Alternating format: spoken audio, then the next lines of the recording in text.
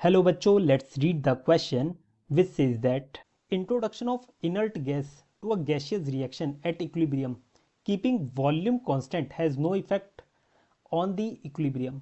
अब यहाँ पर क्वेश्चन में क्या कहा गया है? कहा गया है कि जब हम इनर्ट गैस को ऐड करते हैं किसी गैसियस रिएक्शन में जो कि है इक्विलिब्रियम में, और हम वॉल्यूम उसका चेंज नहीं होने देते हैं, तो बताओ इक्विलिब्रियम पे क्या असर पड़ेगा, ये हमें बताना है। ये बेसिकली ट्रू और फॉल्स टाइप का क्वेश्चन है। Here the key concept for this question is effect of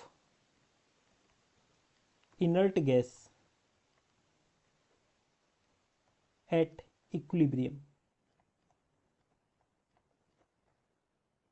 देखिए होता क्या है, मान लीजिए यह हमारे पास एक रिएक्शन है, एक लिख लेते हैं रिएक्शन PCl5 जो कि गैसियस स्टेट में है। ये डिकम्पोज हो रही है किसमें? ये ब्रेक डाउन हो रही है PCl3 प्लस Cl2 में, इसमें हो रही है। ये भी गैस है, ये भी गैस स्टेट में है। ये इक्विलिब्रियम इसने अटेन कर लिया है। और कहा गया है जब हम इसमें इनर्ट गैस मिलाते हैं, मान लो हम इसमें एक इनर्ट गैस मिलाते हैं, कौन सी मिलाएं? आर्गन मिला देते हैं, ठीक है, आर्गन। ये हमने आर्गन मिला दी, ये गैसियस रिएक्शन जो कि इक्विलिब्रियम में है।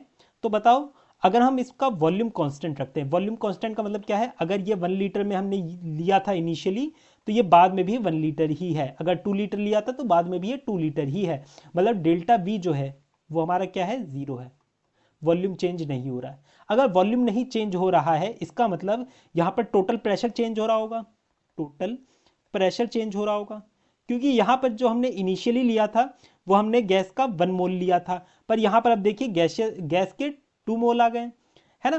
तो इसका मतलब टोटल प्रेशर क्या हो रहा होगा? चेंज हो रहा होगा। पर जब हम इक्विलिब्रियम कांस्टेंट निकालते हैं, केपी भी निकालते हैं, तो हम किसके ऊपर डिपेंडेंट रहते हैं? इक्विलिब्रियम कांस्टेंट अगर गैसेस के लिए निकालते हैं तो हम पार्शियल प्रेशर के ऊपर डिपेंडेंट रहते हैं, ना कि टोटल प्रेशर के ऊपर।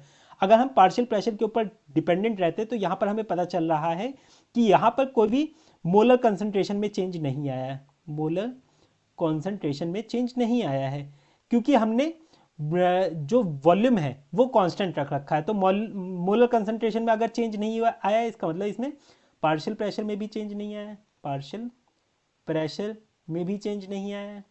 अगर इनमें चेंज नहीं आया तो इसका मतलब हमारा जो इक्विलिब्रियम कांस्टेंट है उसमें भी कोई चेंज नहीं आएगा। इसका मतलब ये जो स्टेटमेंट दे रखी है वो कैसी दे रखी है? ट्रू स्टेटमेंट दे रखी है। I hope you understood it well. Best of luck.